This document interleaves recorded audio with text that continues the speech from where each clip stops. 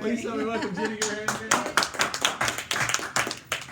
All right, so today's topic is going to be the more that you understand your prospect, the more that you're going to recruit. Besides Doug and Candace, is there anyone in this room that does not want to build more recruits? Anyone? Show your hands, right? No, I didn't think so. Right, so I know that I'm in the right room. So today we're going to be talking about 3 main bullet points to help us accomplish gaining more recruits. One is going to be creating conversations through our tools. The next is going to be overcoming objections before they're actually objections. And then finally, we're going to incorporate our prospects' needs and wants to what we really want them to do. Does that sound good? Yeah. All right, so let's go ahead and dive in. Creating conversation through tools. So I remember several years ago, back I think it was like 2008, 2009, I was in Texas.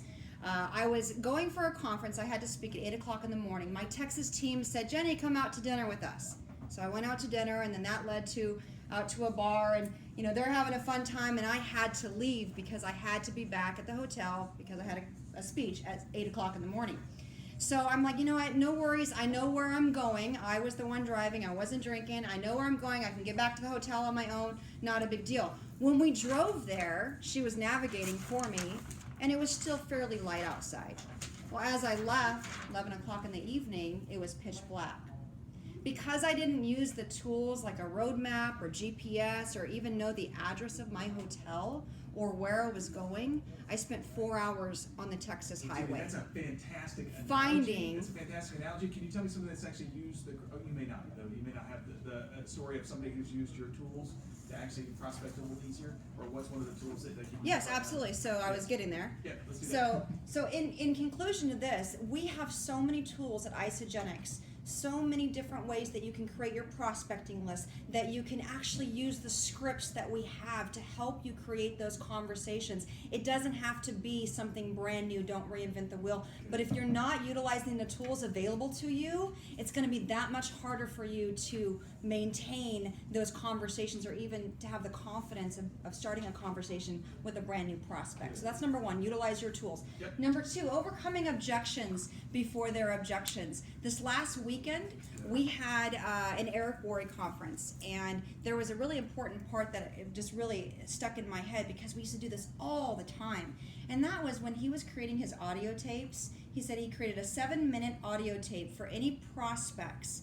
And his audio tape sounded a little something like, if you're listening to this audio tape, then you have interest in fill in the blanks. Now, perhaps you're like me and you need to evaluate the company, and then he would talk about the company. Perhaps you need to evaluate the investment, and then he would talk about the investment. In this business or any line of business, we know that people are going to have natural objections. If we're not understanding what those natural objections are, then we're not able to overcome them before they actually are objections.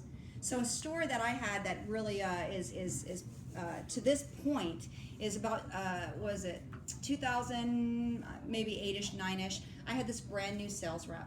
And he was really, I don't know how, they're just throwing all these objections at me. I don't know how to close the sale. And I said, I'm going to teach you how to increase your sales or your close rate by, 30, 40% in the first 90 days. Are you interested? What do you think he said? Yeah, absolutely. So we went through this process of overcoming objections. You know that's going to be a money issue. You know there's going to be a time issue. You know there's going to be this issue. So this is how we have to incorporate our presentation. And as a result, he increased his close rate from 20 to 65% in less than 90 days. Overcoming objections before it's objections. Last, incorporating their needs and wants to get them to do what you want to do. This is the number 1 rule in sales, right? Make it their idea. Back in 2009, my husband was still working as an operational manager in an engineering manufacturing department. He was born and raised in an environment where 8 to 5, retirement, don't ever quit your day job type of mentality. And I was at the point where I desperately needed his talents, I needed his help. But it's not something, my husband's pretty stubborn. It was not something that I could just say, I need you to quit your job. He wasn't having it. So for an entire year, I planted seeds. I talked about my weaknesses, how I would need a counterpart that I could build that strength off as to help me build my business or help us build that business. And in 2009, he quit his job. That was always the end goal, but I couldn't start that way. So in conclusion, understanding what your prospects' needs are and their wants are, and making it their idea to get them to do what you want them to do.